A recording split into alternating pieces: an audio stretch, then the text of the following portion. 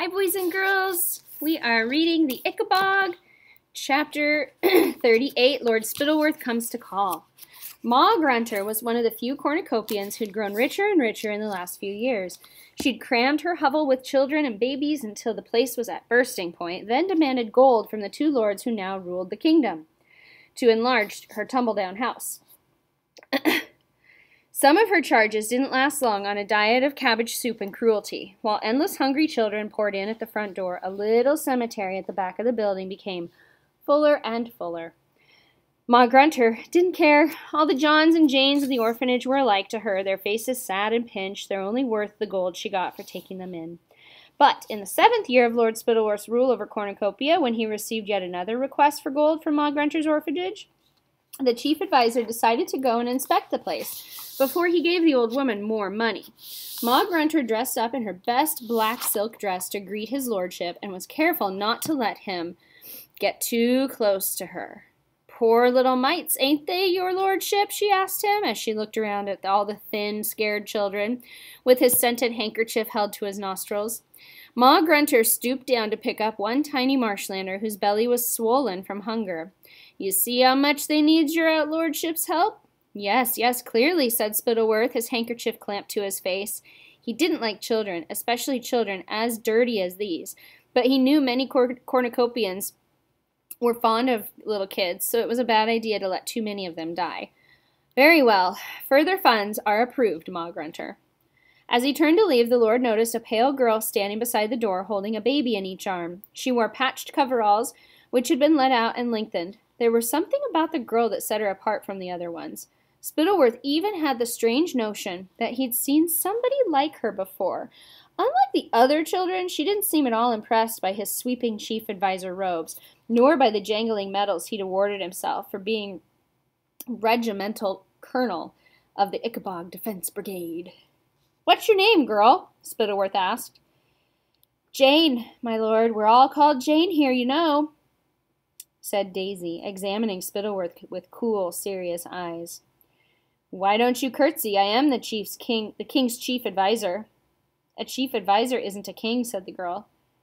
"What's that she's saying?" croaked Ma Grunter, hobbling over to see that Daisy wasn't making trouble. Of all the children in her orphanage, Daisy Dovetail was the one Ma Grunter liked the least. The girl's spirit had never quite been broken, although Ma Grunter had tried her hardest. "What are you saying, ugly Jane?" she asked. Daisy wasn't ugly in the slightest, but this name was one of the ways Ma Grunter tried to break her spirit.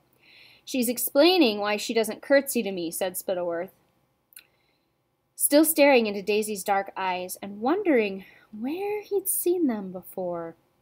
In fact, he'd seen them in the face of the carpenter he visited regularly in the dungeons, but as Mr. Dovetail was now quite insane, with long white hair and a beard, this girl looked intelligent and calm.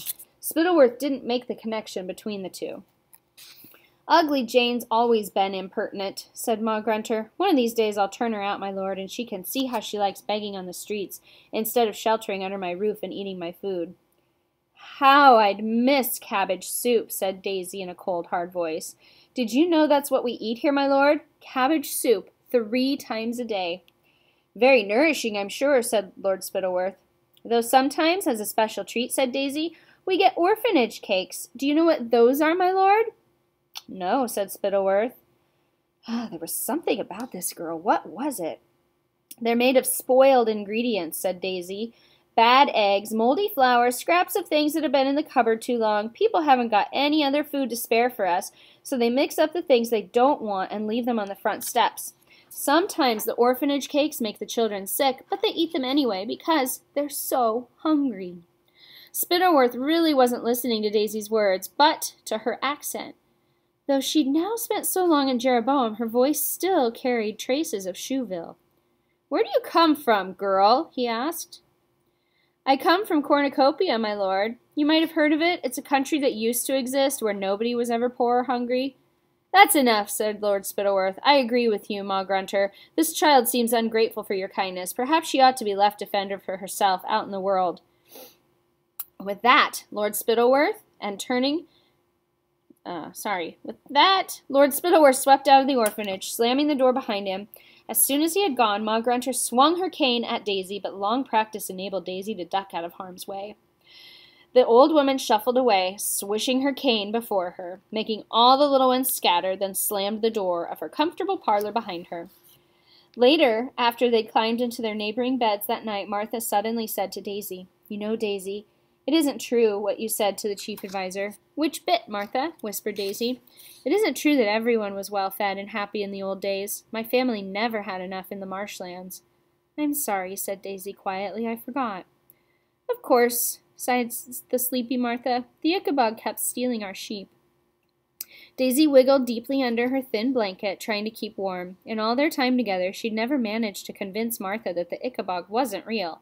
Tonight, though, Daisy wished that she too believed in a monster in the marsh rather than in the human wickedness she'd seen staring out of Lord Spittleworth's eyes.